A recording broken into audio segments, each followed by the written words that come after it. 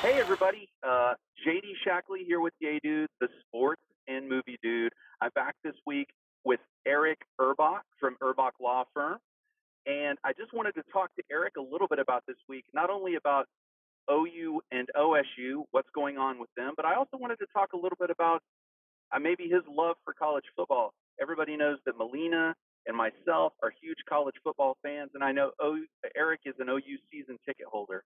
Eric, tell us about your love for college football and even OU. Oh man, it goes way back as a kid. I grew up with it. We didn't have all the options back then for entertainment as kids do now. So every Saturday afternoon, man, I was definitely clued into OU football and kept up with other sports as well. But college football to me has just been my ultimate favorite throughout the years. And I guess I got my season tickets. I was in college whenever OU was kind of in the tank, and so I bought them at that time, which was a great opportunity, and I've kept them ever since. And glad I did. Yeah, Melina and I have talked many times about how there's nothing like being in Norman or Stillwater on a Saturday morning, that kind of fall air, you hear the band in the background, and just a fabulous time. Let's Absolutely, I go, love it.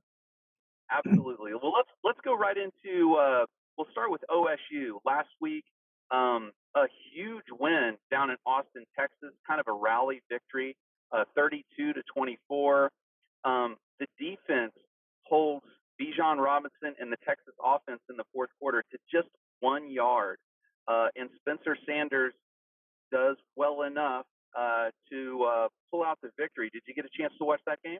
I did. I did. I watched all of it. I mean, obviously, the Longhorns have a fourth quarter problem, and that doesn't hurt my feelings at all. they just seemed they just seemed to run out of gas, and OSU was able to play really, really well on offense.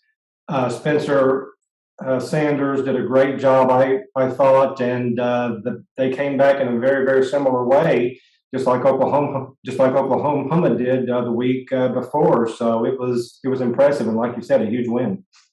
Absolutely. I mean, so that huge win on the road in conference in Austin carries them into this week where they stay on the road and go to Jack Trice Stadium in Ames, Iowa, and really control at this point kind of their own destiny to possibly get to a Big 12 championship game. They take on Iowa State, who has right now the number 3 defense in the country. What are your thoughts on that game? Well, this is the one, right? This is the one where we're really going to find out who OSU is. It's obviously the biggest game that they've had so far on their schedule. It's going to be tough to go on the road 2 weeks in a row. The Iowa State crowd is going to be into it big time. I guarantee it because there's a lot of hype on OSU right now. So I can't wait. Is that game at 2:30 or is it an evening game? I can't remember. I believe it's 11 a.m. game. Yes. Oh, it's 11 a.m. No, it's a 2:30 game. The OUKU is at 11. Right, right. Well, I know what I'll be watching at 2:30 because I know we're going to talk about Oklahoma here in a minute, but I hope that one's in hand by 2:30. I agree. I mean, it's going to be what has turned out to be a battle between two great running backs. Everybody knows about Brees Hall, who has been doing very well even last year, of course, for Iowa State. But Jalen Warren, who the transfer in from Utah State for Oklahoma State, has really turned into that number one running back for the Pokes. So you're right. I think it's going to be a great matchup, and we'll see if they can pull it out. They've knocked off OSU in 2011 and kind of ruined that shot at a national Yes. championship. Brandon Whedon was the leader for the Heisman going into that game. Ultimately, that's Alabama ended up winning that national championship. It was a huge game, and I think this could be the same thing. Maybe not that big, but big. Well, let's talk about OU. Last week, everybody's eyes were on Caleb Williams and Spencer Rattler and who was going to start that game. Ultimately, it was Caleb Williams. They pull out the 52-31 victory. They hang half 100 on the Horned Frogs. What were your thoughts about Caleb Williams, the offense, and maybe even that struggling defense in that game? Well, I mean, just like every other Oklahoma fan who was watching that game, we were all just like, Here's our guy. After last week against Texas and the comeback and the way he orchestrated that, then he came in on his first start and just ran the offense so well. Everybody is excited. I've even heard some early Heisman talk, and how can you talk about a Heisman with someone who didn't even start at his school at the first of the year? But it's exciting, and people like Kirk Herbstreit is saying, Caleb Williams is going to be the face of college football for the next 3 years. So that is the positive thing. But the OU secondary is a little Swiss cheese like. There's lots of holes out there. My goodness, every time I thought Oklahoma was going to put the game away, a big play, TCU would come up with a big play. They had that great receiver, I forget his name, but he was number one, just a monster of a guy. I mean, just a man among boys. He would just take it. So that's going to be the concern whenever Oklahoma plays a passing quarterback, as we've heard that. We have been here and done that. So hopefully the defensive line can get a little bit more pressure on whatever quarterback that we're looking at. But really, really happy with the offense. But the defense has people asking, is this really a championship caliber team overall? It's a great question.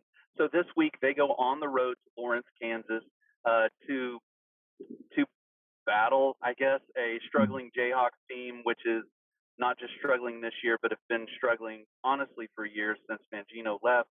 They come into the game 1-5. The one positive I've heard about the Jayhawks so far, they are fourth in the country in forcing fumbles. That's about the most positive thing I can say about the Jayhawks. I think it can be a really interesting game, even not only from a Caleb Williams in the offense and see what the defense can do, but is Spencer Rattler going to come into this game in cleanup time? I mean, what are your thoughts on this Jayhawks Sooner matchup? Well, I actually told my wife, I said, if there's something else that we need to do Saturday morning, I'm okay this week. And that's kind of how I typically am, because I'm so, clued in on every game throughout every Saturday in the fall. So sometimes I say, if you need me to do something, or if we need to do something in the yard or something, we can do that at 11 o'clock on Saturday, because I expect this to be a walkover. And I know that the offense will play extremely well. And so I'm hoping that it's, I'll call it over or lopsided by halftime. And the question is, will Spencer Rattler come in for mop-up time, or will they play there's a walk-on, I guess, right? The walk-on is a third-string quarterback. So anybody's guess there. I guess it's up to Rattler and his dad. Yeah, I heard a couple of guys that with some betting advice that they said, if you're betting this game, take OU in the points no matter what they are, because the common belief is that if Rattler does come in, they're going to let him run the offense exactly the same. I've heard that too. Yeah, they will likely put up more points. Hey, Eric, it was a pleasure to meet you. I will talk college football with you anytime. Eric Urbach of Urbach Law Firm here with Yay Dude. Thank you, Eric. Thank you for having me on. I appreciate it. Enjoyed it. All right. Yay Dude, Boomer Sooner, go.